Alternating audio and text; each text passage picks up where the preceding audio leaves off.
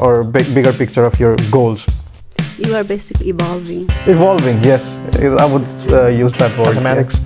So physics was my thing, and I was like part of the mathematics club when I was in school. So we used to organize different events, and they are always motivated by it, because it doesn't matter like how much line you write and then the things are not in production or something, but when you write some kind of feature and then people are using it and you're like, I wrote it.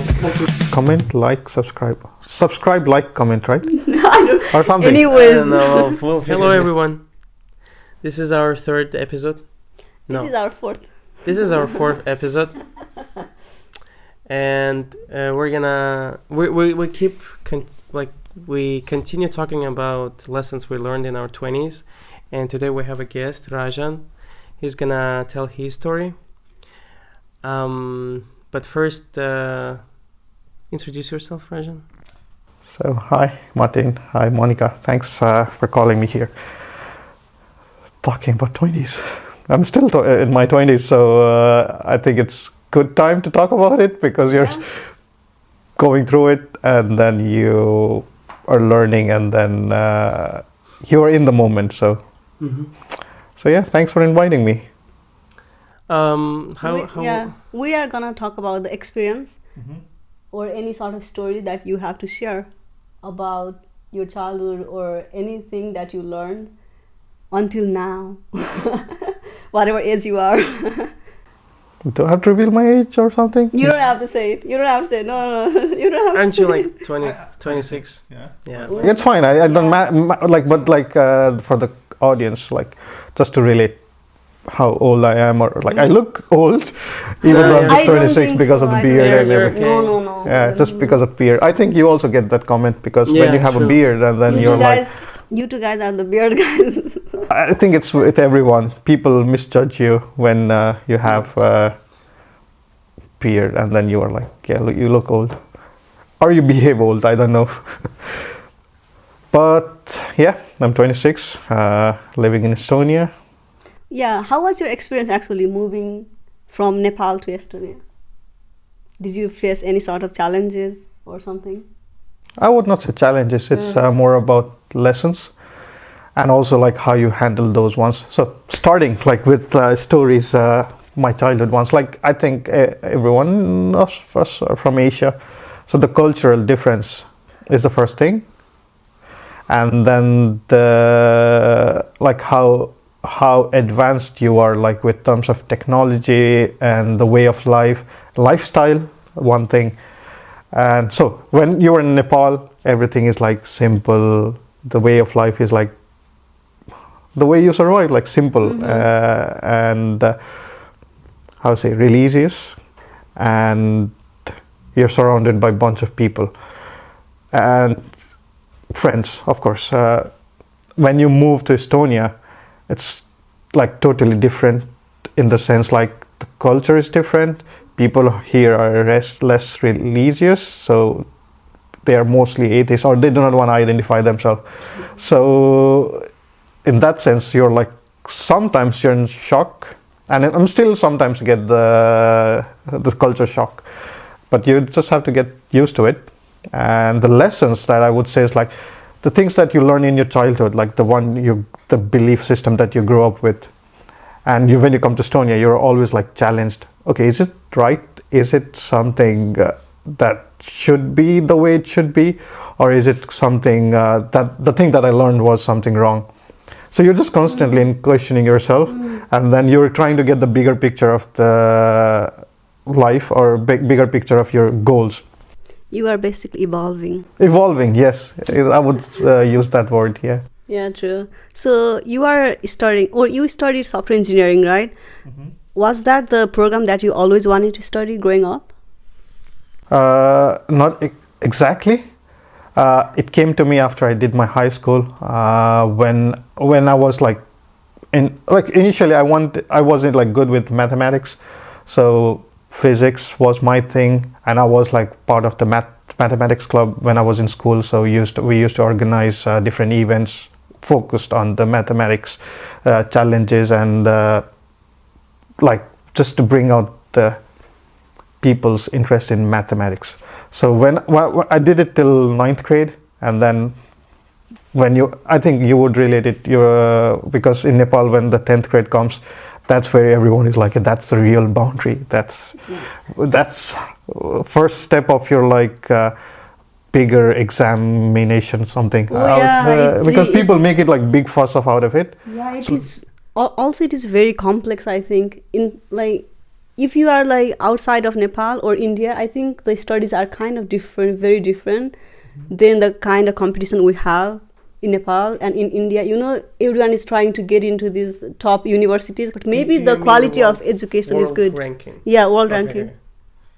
Yeah, but that doesn't matter. But I don't know, people's culturally, they made a big fuss out of it. This is the first step in the real world. You should drop everything, focus on this one. So in the 10th grade, you just focus. And then this thing gradually started fading away. And when I was in high school trying to at the end of it. So the good thing is one of my father's friend, he lives in the US, and he came back home for just visit and everything. And that's when my father knew he is into the IT, and talking about my family background, we do not have anything like IT or anything background. So we are just mostly businessmen, and we just do trading and stuff. So we didn't have any idea what's the IT field looks like, what's engineering, what's the management or MBA and everything, businesses, not formal ones, the one you study, but we have the practical knowledge, but not the degree thingy.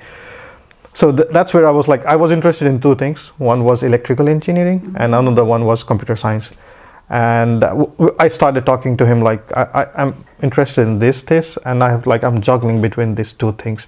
And that's where I still consider him as my mentor. So that's when he was just pick one,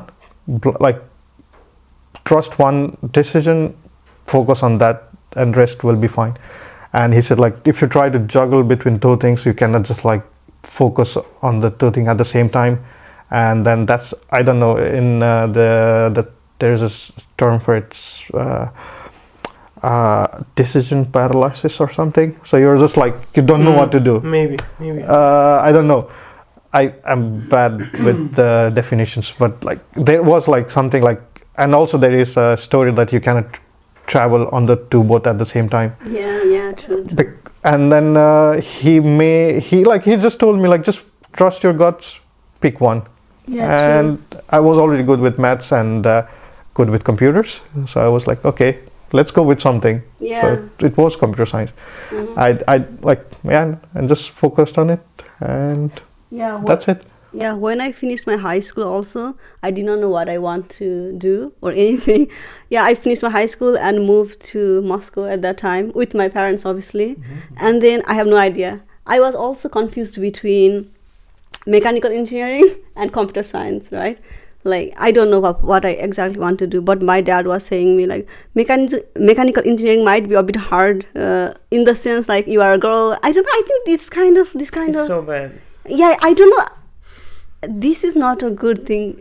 Yeah, right? It's not a good thing to say. Just it's not a good thing. I know that's a very traditional way of thinking. I know that was not good. I know, but still, I just went for computer science because I watched some of the videos and I thought, it's fun to do. And maybe I also did not had lots of options because I had to choose one program.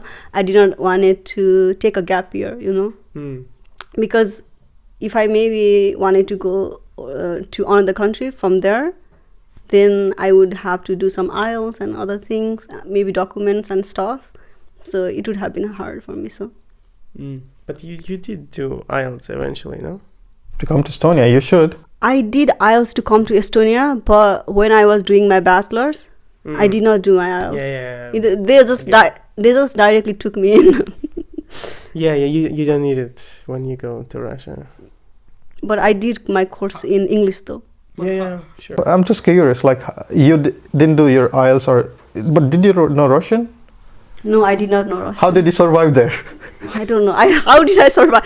Well, I was taking some extra courses actually while I was doing my bachelor's. I was taking some extra courses. That was helpful in some ways. Language courses. Yeah, language Okay. course. Yeah. So yeah. But that, I don't know, it might be like there is always a barrier when you like try to understand a topic or something. If there is some kind of like gap, for example, people who know Āžərbaijāni like really well and they are like not good with English, and then they start reading the English textbook, you do not get the entire context of it because there are like 10 words which are like doesn't make sense to you. But it should be like really tough then, like because you're taught in Russian and then you have to like translate it in your, like map it in your brain, okay, how it's written in English or something. No, I did not have anything like those actually. Everything. Maybe you were brilliant then. No. Everything, almost, I think almost everything was in English, right? Yeah, sometimes the teacher used to say something in Russian. Those were Russian teachers. I did not like the way of teaching sometimes. I mean, I believe it was the university, not saying the teachers were bad or anything. Maybe I was in Russia, so I don't know. It was such a different experience, but I still learned something. I think one thing I regret from there was that I did not get to do an internship.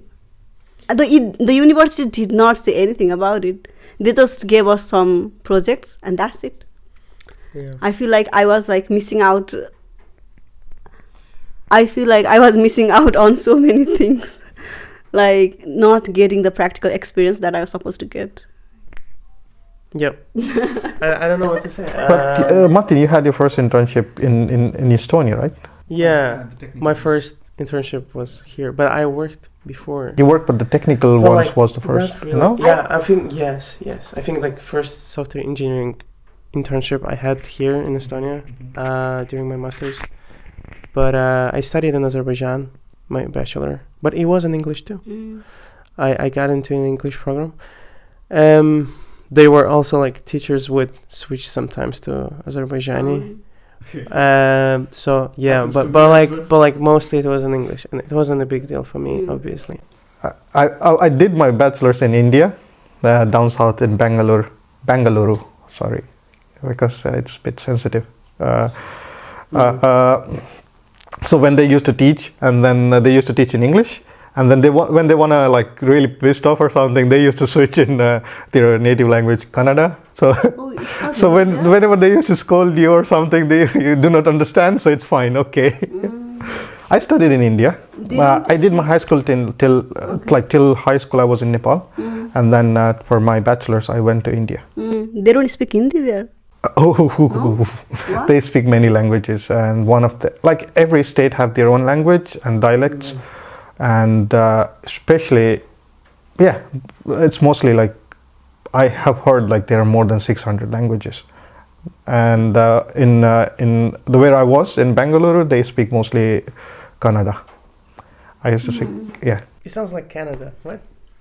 When I went there first time, I was a new guy, and then I used to say Canada. I was like, they was like they you could see by their face that they're really pissed, and then they're like, Illa, Canada. Illa is like, no, it's Canada. Yeah. What do you think is the level of education from India to Nepal to Estonia? You know, I think so many people brag about like, oh wow, Indian education is so good and all these things. Yeah, I heard that before. Did you find any difference? Both sides have their own pros and cons.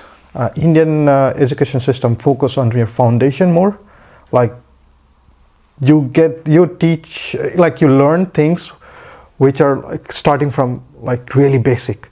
I don't know if you guys have programmed in C. Nowadays, nobody does.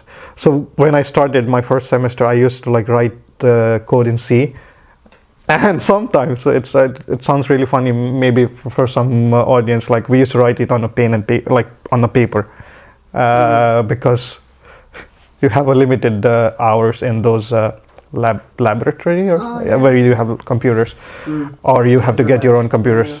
But they really focus on your foundation. But when I came to Estonia for my master's, I kind of like really get quickly, like understand things quickly, because here you mostly focus on practicals, and they do not focus on like deep basic things that you should like understand. It's master's plus. Here, when I talk to some of my you're supposed to have already the knowledge. But when I already. talk to some bachelors who study bachelors here, not computer science, but some other robotics and other subjects, here they just give you some lecture, high level, and then give you some notes and then some assignments, and you have to like do all the things, like you have to dig into the actual, like to understand everything from scratch. And there they teach you from scratch, but they never go to the bigger, like the current application of it. So you know the foundation there, but right now the industry is like so far away from there because it's so advanced already. Like every 5 years, technology is like getting changed like completely 100%. Exponential. Yeah, The advancement. with AI now, okay, it's crazy. boom. Yeah. Like we had for the last maybe 3 years or 2 years, we had like way more like advancement than for the last 5-6 years. 20 years. Yeah. Like if you just compare, True. like 20 years before that, and then 3 years, the latest 3 years. And also AI is doing like work of 10 people. Like I remember last week itself, like within one day, I wrote like 1,100 lines of code. Wow. And AI helped me. So I was thinking, like I had the things, the process in my mind, and I was typing, and then Copilot was just suggesting, okay, is this the one you want to write? I was like, yeah. And then I was like, tap, and then the things is in your mind, but that's helping you as a helping hand. So I remember my first job when I was like intern back in India. You used to write like 100 maximum within one day, like 100 lines of code. Now you are like doing thousands, 1,100. Yeah. So that's crazy already. I know that you were working while doing your master's, right? First year. Yeah. How did you prioritize your studies and your work at the same time? Yeah, I'll tell you. When I was doing my bachelor's, so you guys said like you didn't have like practical opportunities. Nope. I had. So when I was doing my bachelor's, I joined this startup. Like there's many companies in Bangalore. Like it's like a high IT hub. And believe me, every street you see, it's like Silicon Valley of US. So every like small house, like even in this apartment, you might see some people working, building some kind of things. So I used to go to lots of interviews and everything. And there, rather than joining the big firm, like big firms, big names, I like chose to join a startup where you can like learn like really fast. Yes. And you get lots of pressure, yes. You get lots of work, and then you're involved in early decision-making processes. So I joined a startup, and I was doing the internship initially till my end of my bachelor's. And then that company like gave the full-time offer to me. So, and exactly the COVID started. So I went back to Nepal, but I was still working a remote job. And when I was in Nepal, I was like just applying and to different countries. And Estonia came. Estonia was one of the recommendation from one of my close relative, and I came here. But my previous company liked me so much that they didn't want to let me go, so they just allowed you work from anywhere, wherever you want, anytime you want. So I came here, and I was working full time and studying full time. So I used to, I don't know, I think Martin would remember. I know, I remember. You remember that. I used to have a call to Singapore. So in Estonia, Singapore's 10 o'clock is like Estonia 4 o'clock. So I had to wake up at 4 sometimes just to attend those meetings. And my roommate used to be like pissed. This guy. 4 a.m. Right? 4 a.m. Yeah. Because that's their morning start of the work day. But it's not every day. It was like sprint planning or meetings, retros and stuff. So I used to study during daytime, sleep, work during nighttime, and just balance it out sometimes. And sometimes during lectures, I used to like fix some bugs or something. So that was interesting time because you're like really busy, and of course you need to survive. You need to have money for it. So. Yeah. I remember in the first term, we were doing a project together, and like I don't think anyone knew you really well because you were busy all the time, pretty much. True. You weren't really going out that much, and I think we talked about this, that you're gonna quit your job, you're gonna prioritize your studies because it's too much, you cannot handle it. True. It was overwhelming. But it was fun. Like you like both the things. You like coding, you like studying. So it was like easy. But yeah, it was like lots of sleepless times. It wasn't really healthy. Yeah. I'd say. But I still have a picture where I was having two meeting with you guys, because I never used to go out because you didn't have time. So we used to have like Google Meet for some project or some assignment thing. So, and at the same time, I had some other meeting in Singapore. So no, Indonesia. And then I was like opening two laptops at the same time. I still have the picture, I have it. And then I'm talking to these people, and then I was like muting. I was just telling my like updates, and then I'm muting it, and then I'm just joining other meeting. I was like, okay, what we were talking about. So yeah, it was nice time. But it's fine. I think everyone can do it. It's just that how you like balance your lifestyle. Because first semester was kind of like, Martin used to like, you should like focus on your studies. But it's just, okay. You like things to do. Yeah, if I may ask, when did you actually quit that job? First semester. What? Yeah, he did quit it. Yeah, just before the start of the second one. I think it started on 6th of Feb. My last working day was 4th of Feb.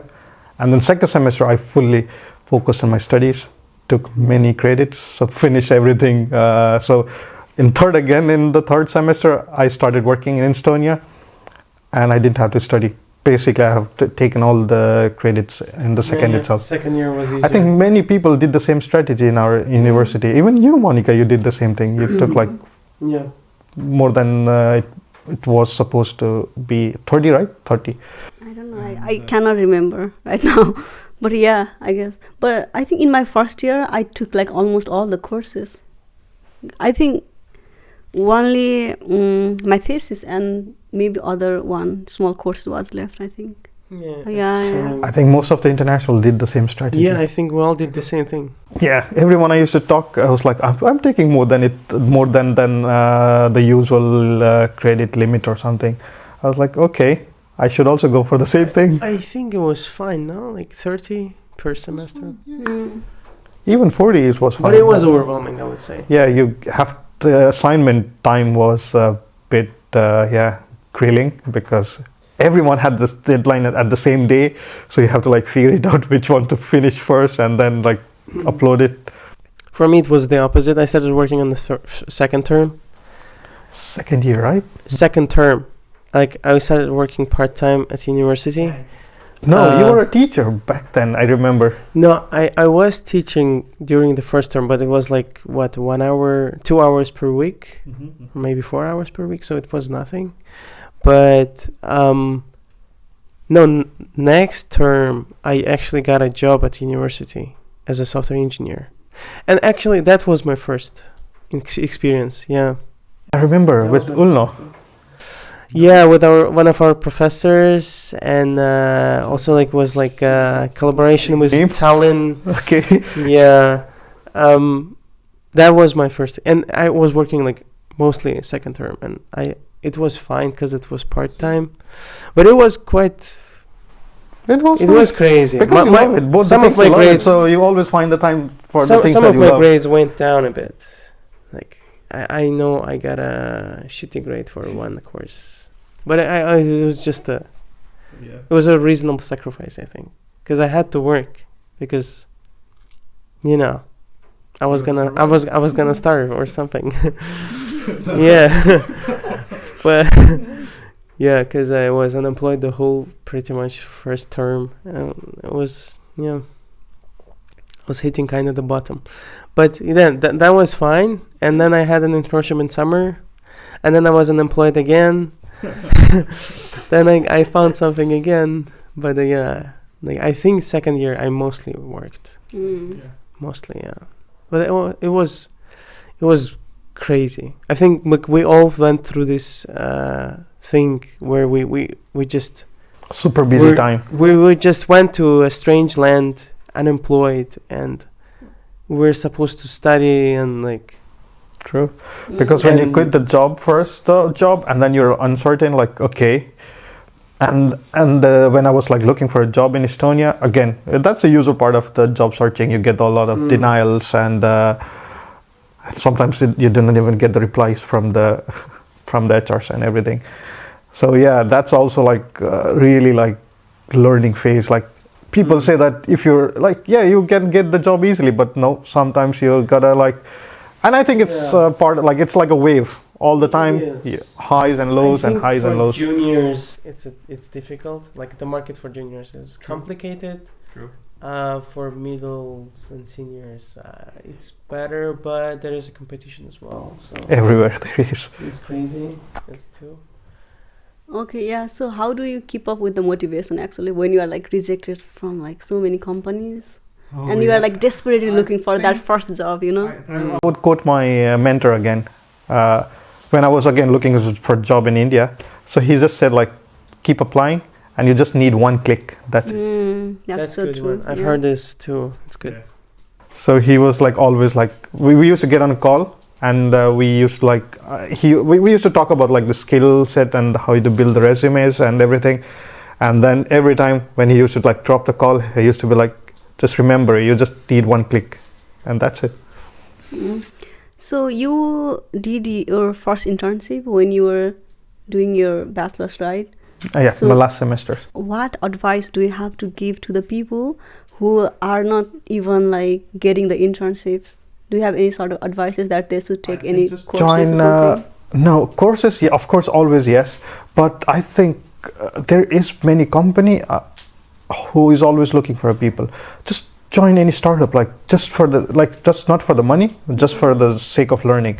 Because the things that you learn in university, you do some dummy projects or dummy assignments, but in the real world, when you just like mess up something in production, that's where you learn it like quickly. True. You got to resolve that and then push it, and then there is like stressful time period when everything is down, and then it's like, and then you know how to handle the pressure, how to quickly resolve the problem, and then how to critically think about the solution. And three things at the same time. So like for anyone, like if you want to just start, like I would say like start as early as possible. If you know like for computer science, if you start knowing the coding part, just reach out to any startup. Big companies, I think there is a big process and everything. Just reach out to any startup. True. A lot of bureaucracy. Yeah. And just because right now I'm too early to speak about it, because I'm trying to build one of my platform. I'm trying to gather the team, the dedicated ones, and yeah, you can do some coding part and then some like bigger problem solving by bigger engineers, but there are some like smaller tasks which like senior engineers sometimes hate to do it because it's mundane, a lot of manual work, but it's good learning. It's like starting thing for a junior or an intern. So I would always like love to hire some interns, like just to help them get into the industry, but I'm still in progress about that. Like I would announce it like later. It's work in progress. Yeah, I have got a question actually. Do you think junior engineers, right, junior software engineers, let's say, they need to put as much effort as the the senior engineers are doing, or they should do like more than that, or like what do you think? Because they are at the first level right now. I don't know, I have a controversial opinion about it. I think you should always give your 110%. That's it. Sometimes people are just like hesitant. I'm just getting paid this much. Why should I put in more effort? Right now you're getting that much, but like if you showcase your ability and your dedication about something, towards something, people obviously will notice it, and you get the promotion. And that's what the thing happened to me in the current company that I'm working in. When I joined, I was like mid something, and then And then one day they were talking about this conference, like we need to go to a conference, and then they were like, who's gonna speak? I was nowhere in the picture, by the way. I was nowhere. And then people were discussing among themselves and who's gonna speak, what topic and everything. And then people were talking, and then one of my good coworker, he was like just discussing, and I just pitched, like, how you say, get into the conversation. I just went in, started talking, and then I was like, it's simple, just pick a topic and go. And then they were like, okay, then you're gonna do it then, just out of joke. And then things escalated.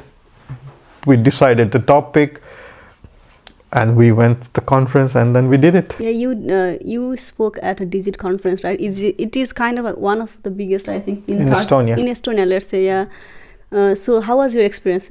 Was that your first time speaking in front of everyone? Like technical one, yes. Because there were a bunch of architects, engineers from all over the place, and of course you get hesitant. But I had like good preparation. I had did lots of rehearsal scripts, and I had a really good mentor, like our company's MD.